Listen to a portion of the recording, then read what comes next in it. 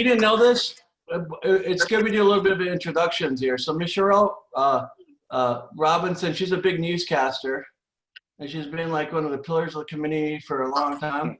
And she's a real estate agent. And then Jimmy Fullerton is an agent with us that he's an agent, he's an appraiser, and then he also, Launch, that Launch where the kids go and jump around, and the parents, and the parents, they drop them off to get rid of their kids. He owns that too. So, good. Okay, well, nice to meet you. Yeah, so if you ever looking, y'all. Yeah, so if you're ever looking for like, well, your husband was in Ranger Regiment with me along. He, you could drop him off there, and he'll probably enjoy jumping around and getting rid of some energy. We have, so we got Ori on this call. How you doing, Miss Ori? I'm good, Alex. How are you? Good. And then we got Carrie. Miss Ori is Cuban American, and then we got our one of our superstars, Denzel Clemens, on this call. Hey, Jimmy, do you know where Denzel? I'll give you a gift certificate if you can guess where Denzel was born. Golly, not in the USA. Okay. He was born in England. I have no idea. He was born in the Bahamas, man. Bahamas. I was gonna say Jamaica, but I didn't. He has no Jamaican accent, so I threw that one out. But yeah, good guess. So let me tell Joe to jump on here too, and I don't know where Shep and the rest of the gang's at. Anthony just jump on. Good. I'm here. Okay, Shep is here. I'm on. Then, good. And we got Joe Donovan. Look at Big Joe. Miss Renee,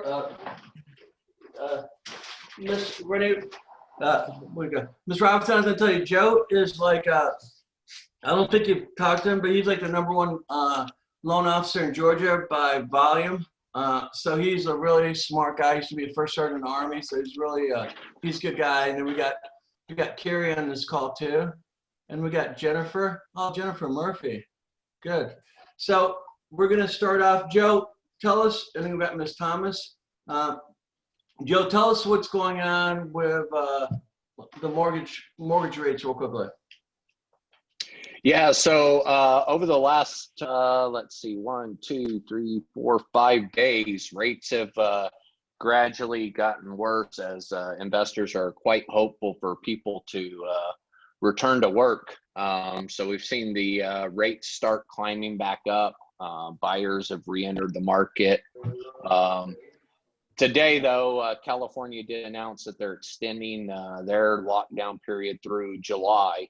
And so they've started turning around the other direction now. So it's definitely been a seesaw back and forth with rates. So I've seen VA rates as low as 2.75. It lasted for about a week. And then now, as of yesterday, I was pricing them out. You're more around that 3 to 3.25 range. So they're going back up. And then as of this morning, they're turning around and retreating again. So it's definitely been a wild market. It's very important that whoever you're going through is able to sit there and monitor the secondary market.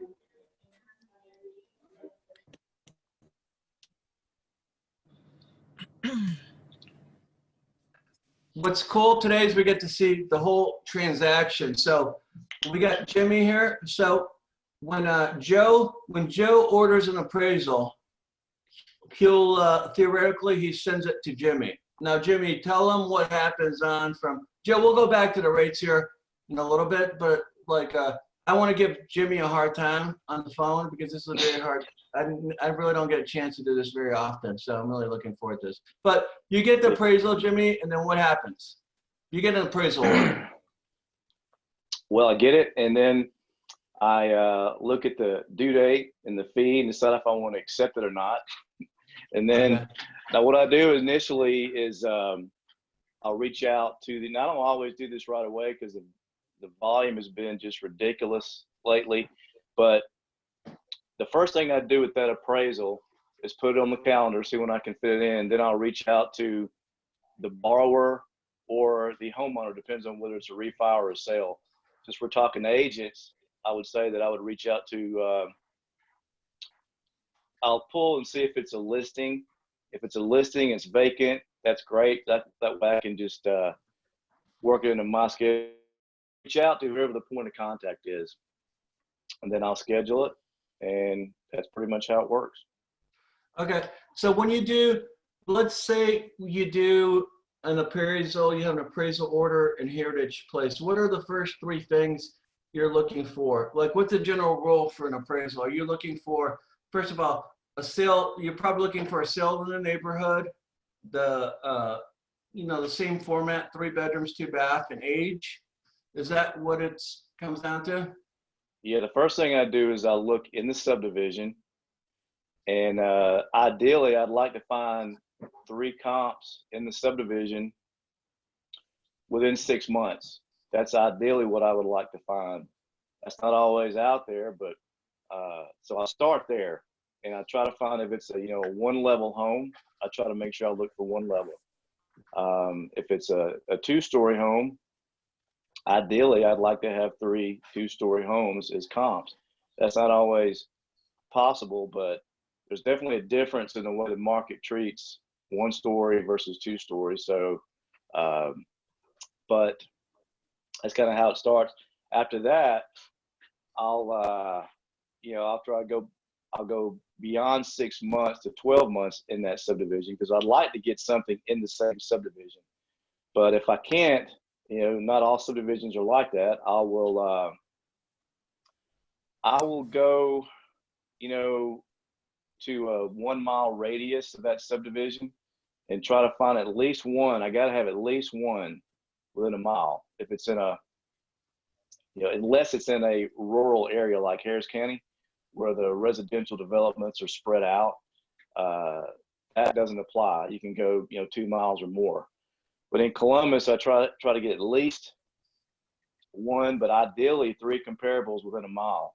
Anything over a mile, I've got to explain. And appraisers, the less we have to explain in a report, the better off we are. So how much liability do you guys have now?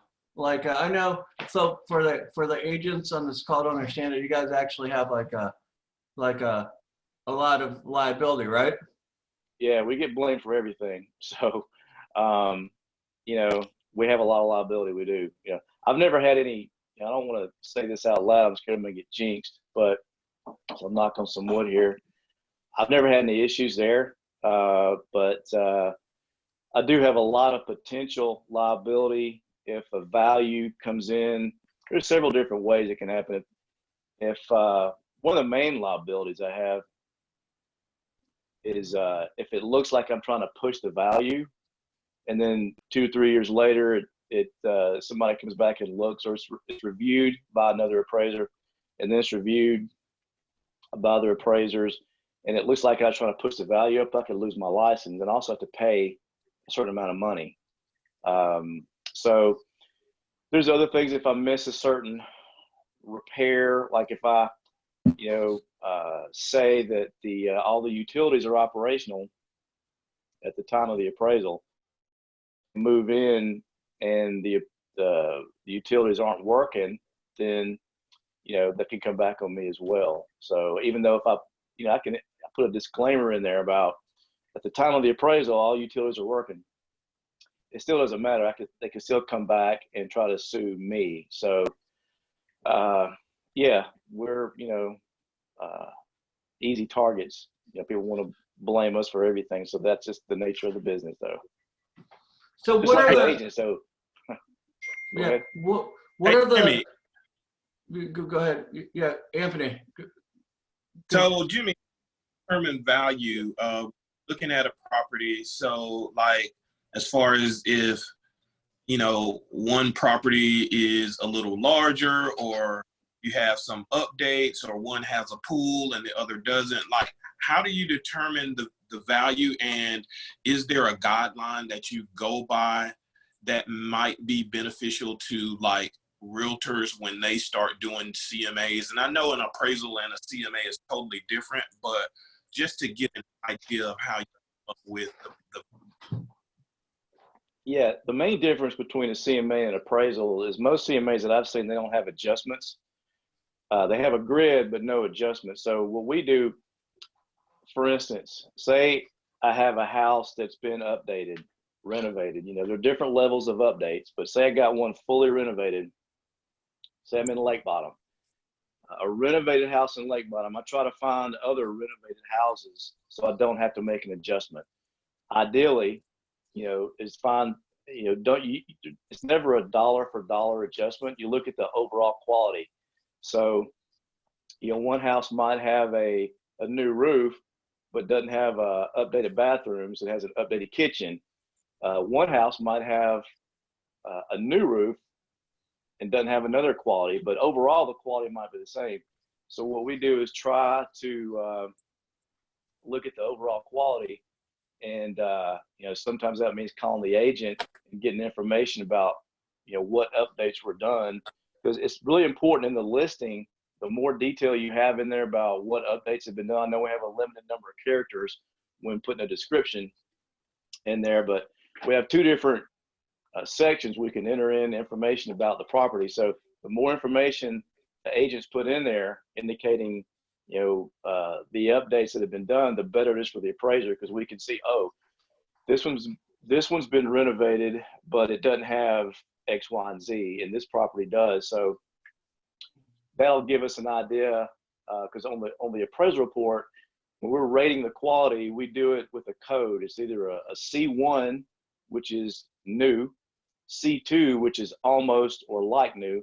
Then you got C3, which is good. It can be updated as well. A C4 is like, you know, average dated condition. Some foreclosures could be C4, and C5 is just is bad. So the bottom line here, my point is you try to compare apples to apples, and you don't ever make, when it comes to quality, you rarely ever make dollar for dollar adjustments. Just look at the big picture. Now for amenities, like a pool, like you mentioned, Anthony, that's a pretty big amenity. Like a pool, a garage, a fireplace, a fence, those kind of things we do make dollar for dollar adjustments for. Now, when I say dollar for dollar, it doesn't mean the cost. It means what we look at is, or what we believe to be, the market's reaction to that amenity, or we also call that contributory value. So for a pool, for instance, it's never the cost of the adjustment value is never the same as the cost to actually put it in.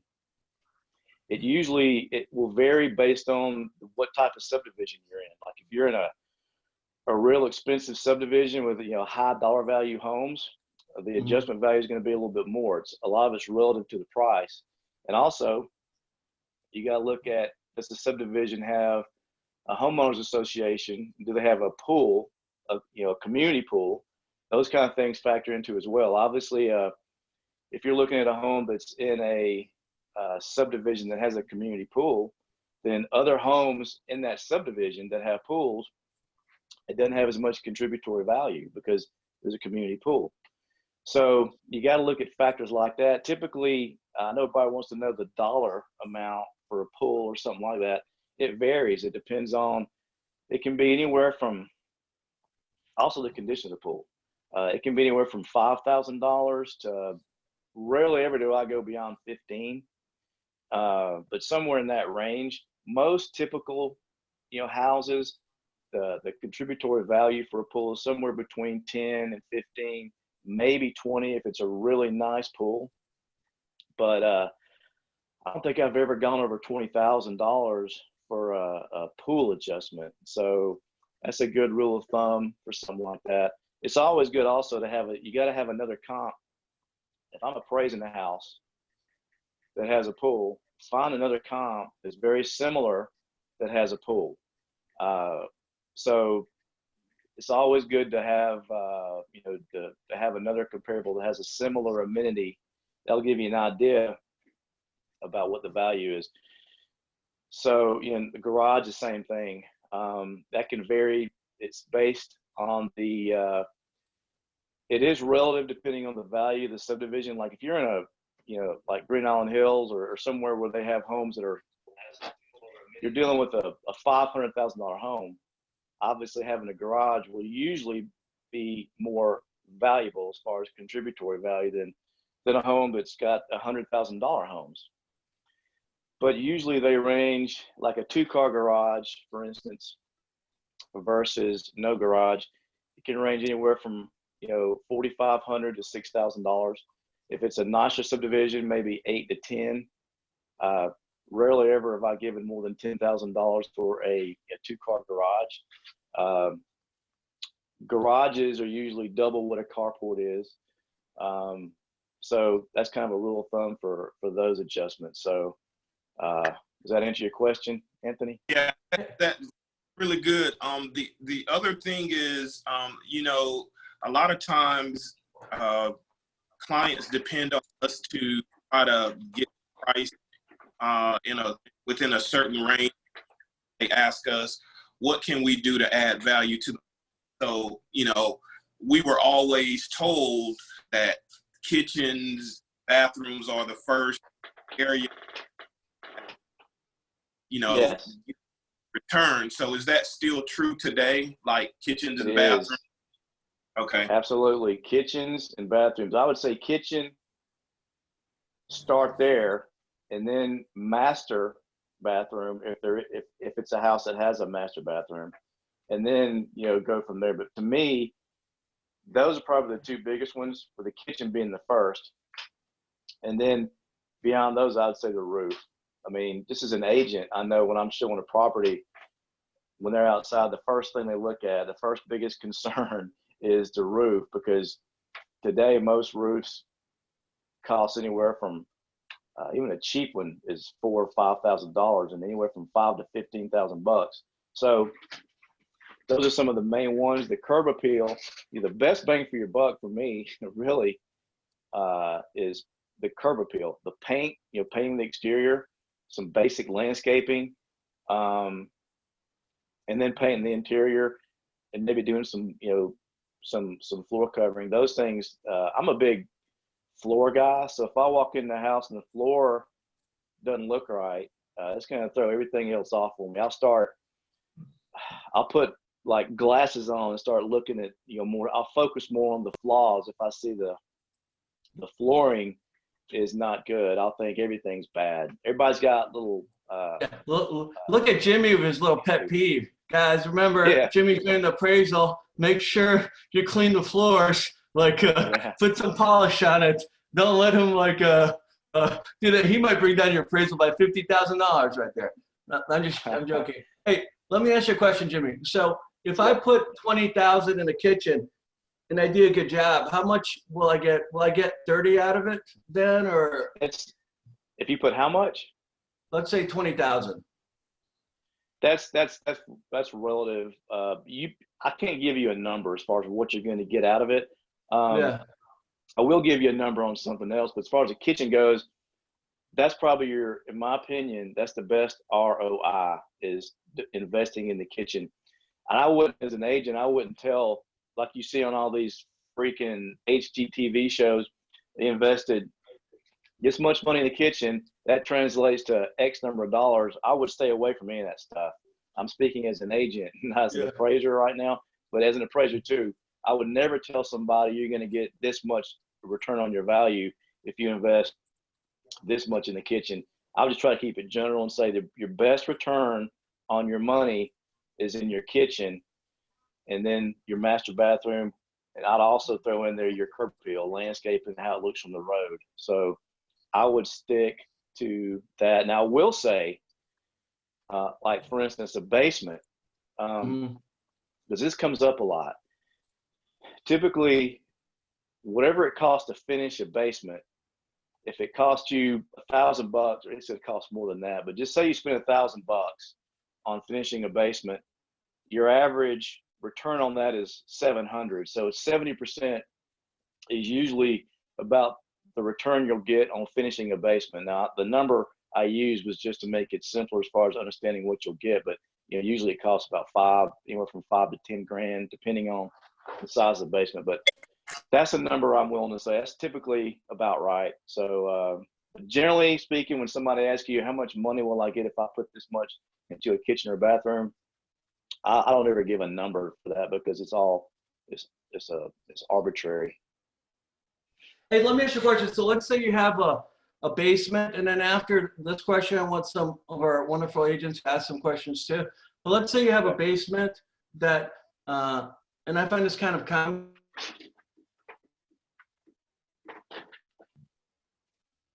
Alex, I lost you. Can anybody hear me? I can hear you. Yeah. I can't hear I don't- Alex. I can Sorry, hear you. I don't know, like you just disappeared. Sorry, guys. Okay, I can hear you now.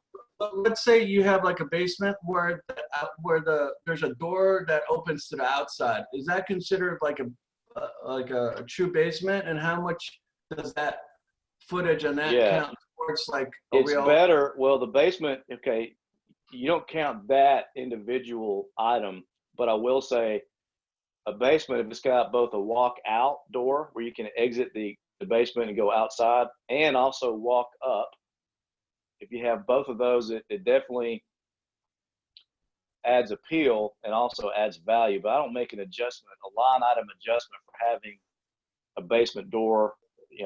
It's not a specific adjustment, but it does weigh into how I calculate the dollar per square foot of a basement. So since we're on that topic, I know this is probably going to come up because I get asked this a lot about how you calculate basement values. So basically, you're rarely ever going to get 100% of whatever the dollar per square foot is of the upper or main levels. You're not going to get that for a basement. Usually it's somewhere between 50 to 70%, and sometimes less. It just depends on the quality of the finish of the basement. And some of the things you look at are, like Alex said, the exterior entrance. Does it have a walk out? And does it have a walk upstairs? If you do, then that obviously will add some value. You also look at the ceiling heights. If the upper level has like 9-foot ceilings and the basement has 7 or 8 foot ceilings, that's a difference. And so the more similar the quality of finish is in the basement, the more similar it is to the upper level, the higher the dollar value for the basement. So the closest I've come to seeing a basement finish that was similar to the upper level was like in Bridge Mill. Bridge Mill has a lot of basement homes, and really the basement is finished to the same level of the upper level. I mean, they've got crown molding in the basement, they got high ceilings. The finish is the same. But even then, if I try to submit a report and I'm giving the basement 100% of the value, I know I'm going to get kickback from the underwriter, and I'll have to, I can do it because I'm the appraiser. I can do what I want. They can send it back, but I know most appraisers, me included, want to send it on through and not get any kind of kickback. But I'll value it whatever I think is appropriate. So as long as I can explain it, and this is where a lot of appraisals break down, is the appraiser doesn't do a good job of explaining why they're valuing the basement higher. And you have to take pictures. You have to explain, okay, I'm going to value this basement, at 90% of the value of the upper level because the finish is just like the upper level. It's got the same details in construction, the same millwork, all that stuff. But even with that said, usually a good rule of thumb, if you have to attach a value, is somewhere around 50 to 70%. But I would also say if you're trying to get the value of a home that has a basement, the easier way to do it is to find comparables that have a basement and not try to do a calculation that way. Just find other comparables that have a basement. Even if you have to go back in time or go outside of your subdivision or beyond that 1 mile radius, you can do that as long as you go to a subdivision that's got homes with similar value, similar appeal. but I would definitely try to find other comps that have a basement. And the same thing with split levels. Whenever I appraise a split level, I have to have at least one or two, preferably all of them are split levels. It makes it a lot easier to value rather than try to calculate what the basement is. And you can go onto the tax records.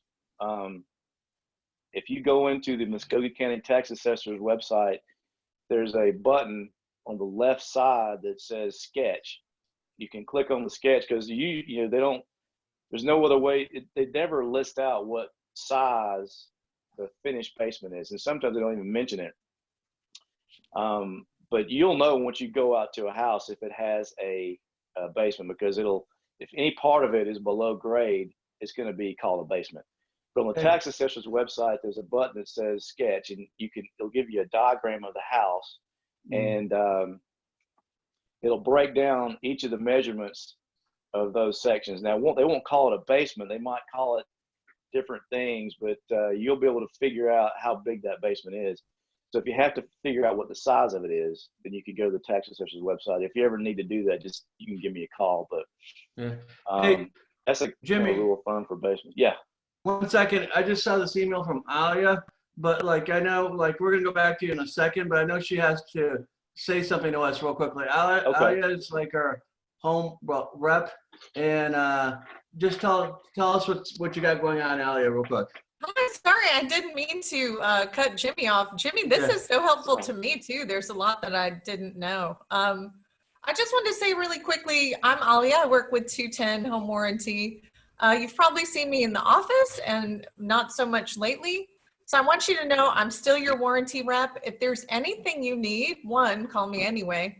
But two, if you need me to send you brochures, sign writers, any kind of marketing collateral, let me know. I'll drop it in the mail. I do mailings every day. I also want to get some free seller coverage on your listings. So I'm going to send you another email about that. It's free. It's no risk to the seller. If they end up not having a home warranty in the deal, the seller does not owe 210 anything, even if we have repaired or replaced something during the listing period. So I just always want to talk about that and make sure everybody knows it's a great tool for you to protect your sellers, and it's a great tool for you to market yourself when you're trying to get listings. So thanks, guys. Thank you. We'll give you more time in the next sales meeting, Miss Alia. Now we got to go back and give Jimmy a hard time because I don't get very often to do this, and it's kind of enjoyable. So thank you, ma'am. Hey, Jimmy. Hey, I want. Guys, you can unmute yourself and ask some questions too if you want. Jimmy, this is Sharon. Oh, wait, hold up. Someone has a question. Yeah, this is Cheryl. Since you're a realtor as well as an appraiser, do you ever run into any type of conflict of interest? No, not if I don't have any financial interest in the house, then no, there's no conflict of interest. I can't appraise a house where I'm an agent, either as a buying agent or a listing agent. So as long as I have no conflict of interest, there's no conflict at all for me. We got Tim Hastings on this call too, and Tim is a appraiser realtor too. So at the end of this call, at the end of this video, we're gonna do a secret poll to see which appraiser we like better, Jimmy or Tim. Okay? That was a joke, guys, but I just wanted to give you a hard time, Jimmy. Hey, what about let's get some more questions here, guys. Remember, the appraisal is a guy we always want to beat up, and then we finally got one to beat up on.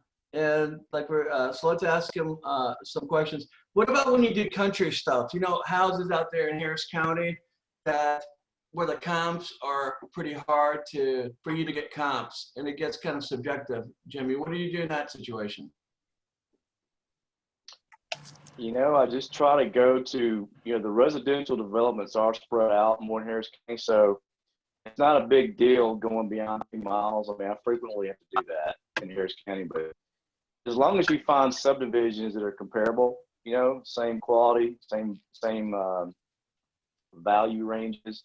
It's fairly simple. The trick is when you do one that's really just not in a subdivision but is on acreage, and then finding other comps that are really spread out thin. You just have to go and find comparables that are similar to the one you're appraising, but also have some acreage, and then figure out there's a different layer of complexity there, because you got to figure out how you're going to value the acreage, which, if you've been doing this for a while, you kind of have a good idea about what areas, the land value should be. So that's kind of, that answer your question? Yeah, that's pretty good. What about Hey, Jimmy, those when hey, those homes have hey, those Jimmy. attics? Somebody was, Yeah. you should. Hey, Yeah, Jimmy, I had a question. question. Alex, Okay. I had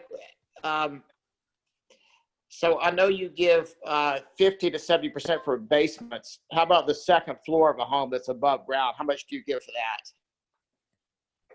It's the same. Let me just clarify about the basement. Hey, that's just a rule of thumb. But I think that's kind of what you'll find when you're looking at appraisals. But for the upper level, there's no change, no difference in value as far as the contributory value of the upper level. So it's the same as the first floor? Yeah. Now it costs less to build the upper level than it does. But as far as the value goes, no, we include that with the total square footage.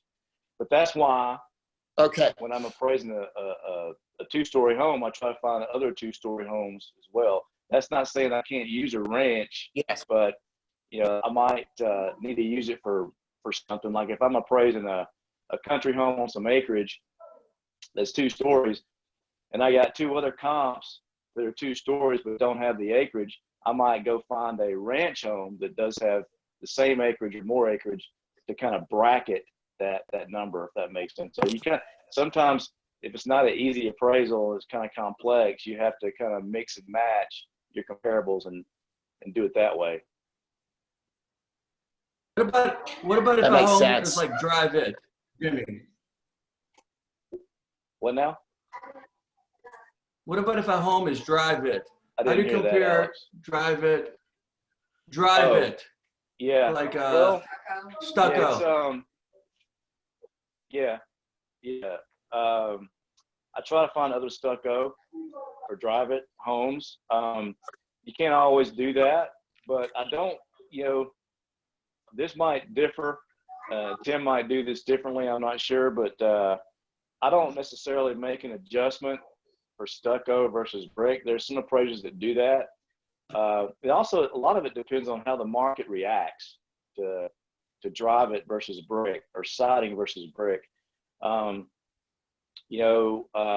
Typically the market here, like especially where you live, Alex, in your subdivision, stucco is well accepted by that market there. So I wouldn't necessarily make an adjustment there. But it's kind of hard to say. Sometimes stucco, a lot of people don't like stucco, but some do. It's just one of those things that's it's kind of relative. But one thing that is consistent when I'm doing a stucco appraisal is I try to find other stucco homes to compare it to. And if I see that, hey, look, the market seems to be saying that they don't like stucco as much as brick or whatever, the market will tell you how they feel about that. And then in that case, I might make an adjustment. If I'm doing an appraisal and I have some brick homes that look similar in every other way, and their value is higher than some of the stucco homes that are similar, then I need to probably consider doing an adjustment in that scenario. But I'm just doing what the market is reporting to me. Hey, let me ask you a question. What about when someone else asks a question here? But you talked about the pool, but what about when they do like that whole backyard now where they have like that pool house and the fire pit and that kind of stuff? Where it's all like, what's adjustment for that like? The whole thing. I don't typically, I definitely make a if it's a really nice pool and it's got like a waterfall and a hot tub and all that kind of stuff, you know, that's I do consider that. If it's got like a whole backyard, in addition to that, like an outdoor kitchen and stuff like that, I typically, you know, it's hard to get a value for something like that, but I start with figuring out what I think it costs. And I know a lot of this information just from the relationships I have with contractors and builders. But it's never, like I said, rarely ever, pretty much never is it going to be the cost of what it would take to put that in. But I try to figure out what the cost of whatever that amenity is and kind of go from there. And if I can find another comparable, like if you're in a subdivision that has a lot of real swanky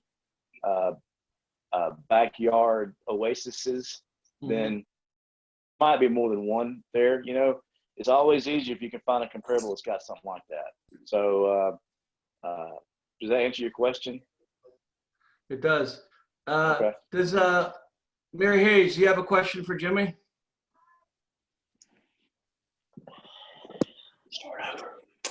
No, not at this time. I still need to answer that question about outdoor amenities. That was one of my questions that I was thinking about, but I'll let you know if I do.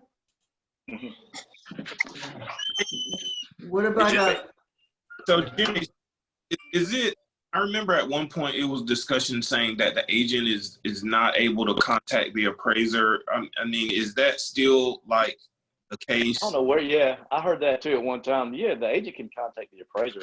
The one that can't contact the appraiser is the lender, the one who is the originator, is getting a financial benefit from the sale. The lender's not supposed to contact the appraiser. Now, the agent, they can contact the appraiser they can't talk about influence or exert pressure on the value. But they can contact the appraiser. In fact, I talked to the list, you know, I usually contact the listing agent at some point, not always. But, you know, if there's a question about the value, then that comes after the appraisal submitted and they have a question, you know, they want to contest it or send comps they think ought to consider. So they can have a discussion about value afterwards. But as far as talking about value before the appraisal is done, you know, a lot of times we meet the agent. Sometimes I'll meet the agent out there at the house. They want to be out there, just kind of tell me some things about the house that I might not pick up or that I might not know when I'm there. So yes, to answer your question, the agent can contact the appraiser. Okay, Jimmy, one quick question. Can you give us some advice or guidance in working around houses where we've been tide watered? Appraisals that have been tide watered. Tim, you on here? Jimmy, you muted? That's okay. VA appraisers are the ones that do that. I'm not a VA appraiser. I'm a FHA appraiser, but I don't do VA appraisals. But I do know, you know. I'm here, Jimmy. I'm sorry, I didn't know it was muted. Okay. This is a Tidewater question. Since you're a VA appraiser, you probably be better able to answer it. I've been on the agent's end where my house didn't appraise for what I had it listed for and had to appeal it. So I know it from that aspect. But Tim, what do you have to say about that? Well, Tidewater's, I would say, is simply a courtesy that really is a good thing. A lot of agents complain about them. Like, if it was FHA or conventional, the loan would have been turned in and you would just be living with whatever appraised at. This gives the agents a chance to make their argument for a higher sale. And what VA wants on this, and this is what agents often do, and I say, don't do this because you're not helping yourself.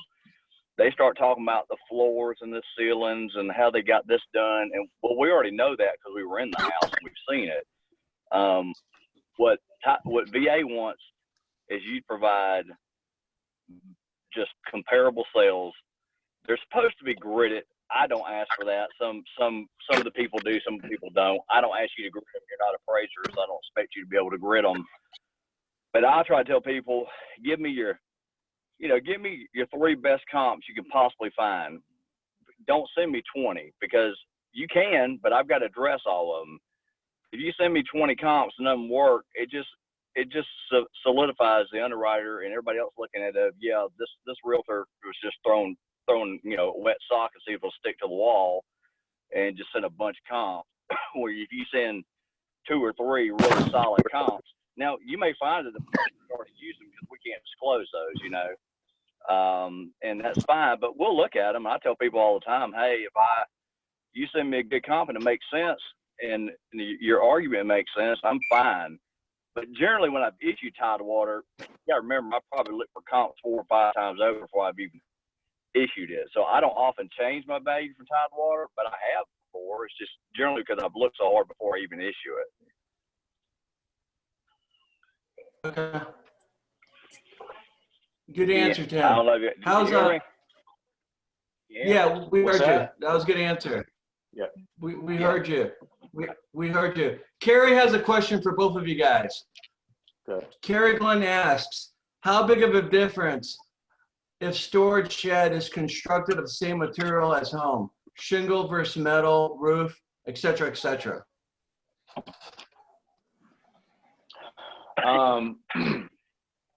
Well, if it's constructed like, especially if there's HOA covenants and it's constructed to the same level, the same exterior materials as the home,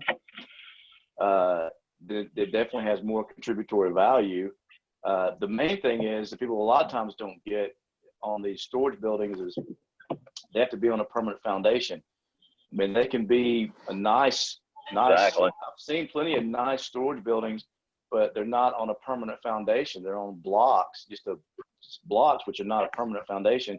And we don't include that in the appraisal. We'll take a picture of it and note it, but it has no economic value in the appraisal. So it's got to be on a permanent foundation.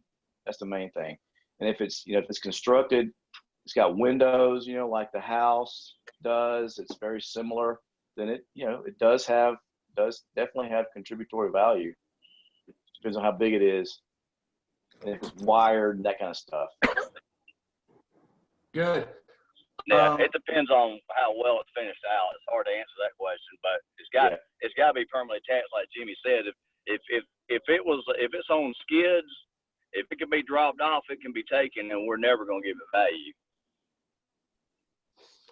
Let me ask you a question. What about if you have a neighborhood, and let's say in that neighborhood you had 3 out of the 3 sales you had, like in the last 6 months, you had 2 foreclosures out of the 3 sales. Like, how much would you take that foreclosure into account? Okay, if I'm appraising the house, it's a non-foreclosure. I try to not use foreclosure sales. Now, if it's a house that's in bad condition, it's all about the condition, really. If the condition is similar to a foreclosure, then I'll use a foreclosure. But I try, if it's an average house, it's in typical good marketed condition, then a lot of times, I will not use a foreclosure unless I have to. And when you do, even if you use one that's in the same condition as a foreclosure, and so condition-wise there's no difference, there's still a lot of times a stigma associated with foreclosures. And some people, I sometimes do a discount, a stigma discount for a foreclosure property, but not always. I haven't done that actually in a while, but back in the heyday when the foreclosures were everywhere, there was definitely more of a stigma associated with them. But the bottom line is, to answer your question, I rarely ever use a foreclosure to compare to another house, even if it's in the same subdivision and I have to go outside the subdivision. I will typically exclude that foreclosure. I got you. That's a good. Hey, but Alex. Yeah. But one thing to that, Jimmy's right on. We try to avoid them, but also remember we do the other way too, because often I'll have agents say, "Well, don't use those houses or foreclosures," and it's like, "Well, we weren't going to use them anyway. It's fine." But then they say, "Hey, use this one house over here that sold for a crazy price," and me and Jimmy's job is to eliminate the anomalies. We're trying to say what the market's showing, not what the edges of the market are showing. So a lot of times these realtors, they see the high price when they go, no, we want you to use that one. Well, for the same reason we're not using the foreclosures, we're not going to use that one either because it is not the market. And if we got plenty of sales showing it is not, just remember, we exclude on both sides, the high and the low, where they just don't make sense or not what the market's showing us. That's a great point. Yeah, because we do get that a lot. They'll say, hey, whether it's somebody maybe it's the owner, maybe it's the listing agent, and they'll want to use a house that's obviously an anomaly, and they'll use that to justify a price. And that, we typically try to exclude those that are anomalies. It's the exception, not the norm. So don't hang your hat on that other house that's the high end of the market. Hey, I was gonna tell you, Jimmy, Tim did the appraisal on my house, and he was tough on me, man. Like, he made me paint the deck, do all this stuff, man. He made like Katie, he cost me like a lot of work. He should have been tough on you, man. You're the CEO of Century 21 Columbus, Georgia, man. It was my time. That's true. But no, Tim's Tim's actually, there's only like 12 licensed VA appraisers, and Tim is like one of them. So I appreciate him being on our team. But condos are pretty easy for you guys, right? I mean, it just depends on the sales, man. Like Tim said about Tidewater, I don't think they get the importance of this, but the appraisal is driven by the comparables. So when a house doesn't appraise, it's not because it may not be worth it. It's just not the comparables to support it. It's the same thing with condos. If you can find 3 condos in the same development, then great. It is usually easier, yes. But if you can't find them in the same development, you got to go outside the development, and you could try to find a condominium development that is similar in quality, similar in amenities. That's a big deal, amenities.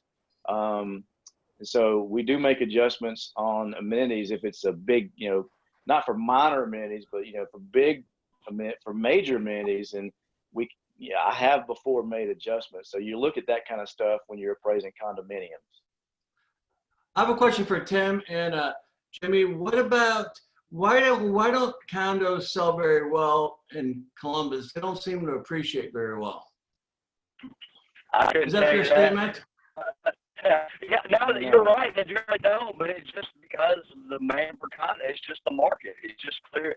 You can, we don't control what they sell for or how they sell, but like I said, I example Hidden Lakes. I just did one there a week ago.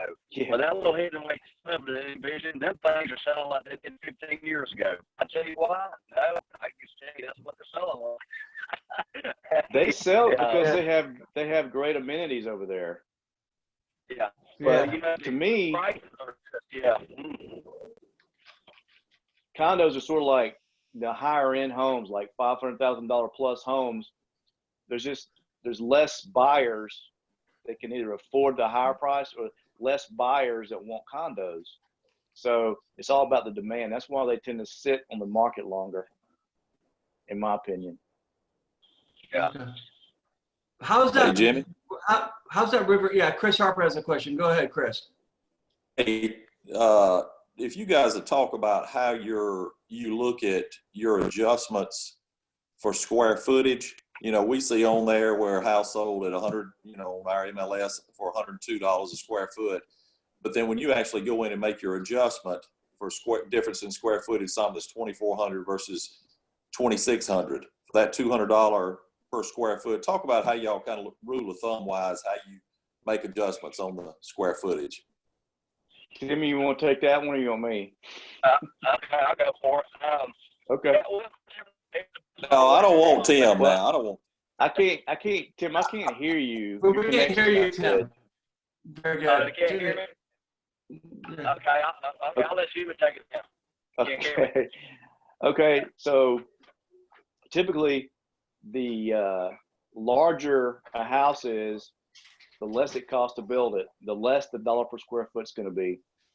So that's one rule of thumb as far as that goes. The other one is, if a house sells for 100 per square foot, Like, can y'all hear me? My phone did something funny. Can you hear me? Yeah, we can hear you. Okay. If a house sells for 100 per square foot, I can't necessarily articulate exactly why this is the case, but if it sells for 100 per square foot, then typically we value the adjustment for the square footage will be about half of that usually. And that's because, we're not factoring in the land. That's one of the reasons why, but it's never going to be, the square footage adjustment is never going to be the exact same as $1 per square foot that it's sold for. Usually a good rule of thumb is if houses are selling for 120 per square foot in an area, then the square footage adjustment will usually be around 60. And once again, this is not a hard, fast rule, but it is a good rule of thumb to use, just like with, real estate agent commissions, 6%. So it's sort of like that. Usually it's about 50% of what the dollar per square foot is. So Can y'all hear me now? I can hear you. Hey, Mary Austin, like we can see like your desktop right now. Like, click the button to like get rid of your desktop thing. I'm sorry, Jimmy. I interrupted you. I thought you were done. I didn't mean to interrupt you. No, you go ahead. No, I was just generally your same square foot, I agree with it just fine. But I guess what I try to tell agents all the time is, remember, the dollar per square foot, what you see is the whole. As an appraiser, we dig through it because what that dollar per square represents a house,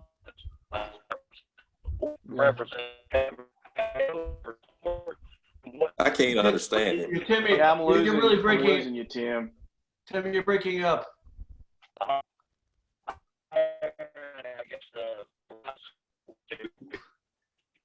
Okay. You're breaking. I can't. You're breaking up, Tim. Yeah. Well, but I'm sorry. I'll just be quiet. No, we're good. No. We love hearing you talk. It just we can't hear you talk. That's the only issue. Hey, but Chris, Jimmy, did we answer Chris's question? Yeah. Did I, Chris? No, but that's okay. No, I'm kidding. No. Try again. So what? Like one more time, Chris. No, that's Chris absolutely that's what I want. He's being sarcastic, Alex. I got you. Okay, good. Okay, good. Chris already knew the answer to that question before he asked it, because we've talked about it before. He just wanted me to put that out there. I got one more question, Jimmy. Okay. When does launch open up? We're planning on opening this weekend. I don't think it's good. Stars and Strikes opened last Friday. It wasn't very busy. It kind of picked up some on Sunday, but we're planning on opening up on Friday, where it's, that's the plan at this point. Thank you for asking. How can Stars and Stripes even open up? Like, that doesn't make, that social distancing junk? They were given permission to go ahead by the governor to open up. So, bowling alleys which is what they are, a luxury bowling alley. No, they just I'm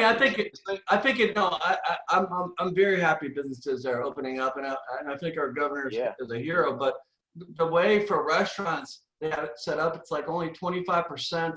They can only use 25% of the space, which is crazy. A lot of these restaurants are going to go out of business because they can't make it. Well, a lot of places are going to go out of business if they do that. If they continue it. Yeah. Man, it's been awesome having Tim and Jimmy on here. We're going to do it like, again, I'm sure we have more questions. We're about to wrap this thing up. So, guys, I got a $25 Cracker Barrel gift certificate right here. Get excited, Jimmy. Get excited. So, Anthony. I'm excited. Okay, good. We're going to have Jimmy, you're the guest. Anthony, because Jimmy can win this too. Anthony, write a number on a piece of paper from 1 to 20. And whoever gets it the closest gets the gift certificate. All right, I got it. You got it? Okay, yeah. You got it. All right, Herman Ivy, guess a number from 1 to 20. 17. Ooh, 17. Tim, guess a number from 1 to 20. 2. 8? Okay. 2. He said 2, I believe. You Yeah. said like 2. Like Alabama is number 2 compared to Auburn, right? 2. Just joking. Wake up from All your right. dream, brother. Yeah, that's correct. But I knew I was gonna get a Herman.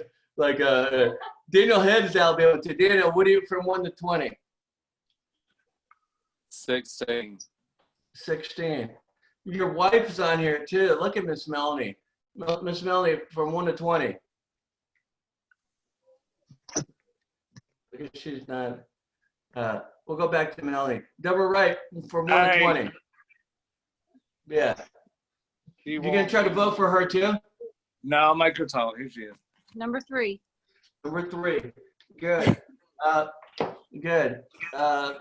Deborah Wright from 1 to 20. Okay, Deborah Wright is not there. Chris Harper from 1 to 20. 8. 8. And then Yvette Thomas from 1 to 20. 14. 14. All right, guys, drum roll. Even I don't know what this is. I'm going to do a drum roll, and then you tell us. What about me? Oh, who's that? Who are we missing? Hey, Alex, this is Deborah Wright. I picked 10. Oh, 10? Oh, 10. And then, Jackie Leonard. Perfect. There she is. That's who JL was. Miss Jackie. What's your 3. number? 3. 3. 3. Okay.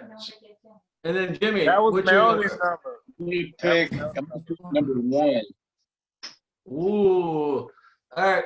I'm gonna do the drum roll here, and then I want you to put the Jimmy. number. I'm gonna do the drum roll, and then you put the number on the screen, like in big lettering. B. If you can, like this, Anthony. I Can got you? you. Okay. Ready? So here you go. Let's all do it together.